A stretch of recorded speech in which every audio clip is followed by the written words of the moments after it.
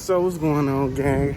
I am back and I'm on my way to Motorworks Ducati right now to pick up my bike.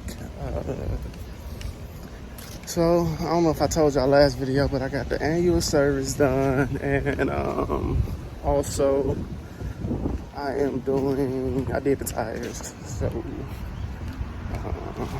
excuse me. So other than that, I'm on my way. I'm gonna see if they got anything I want to check out potentially, and I'm doing my pickups. So I just got off the scooter, that's why I'm breathing so hard. Make sure I'm good. It's my new favorite hat, y'all. I ain't gonna lie to you.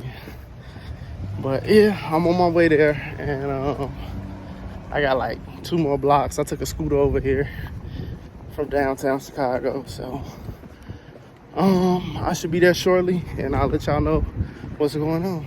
So 10,000 steps later, I'm here,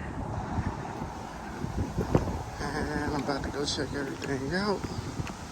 I'm gonna cut the video because I'm gonna do check-in real quick, and if they got something, I'll let you know. See if my bike is outside. Yes, it is.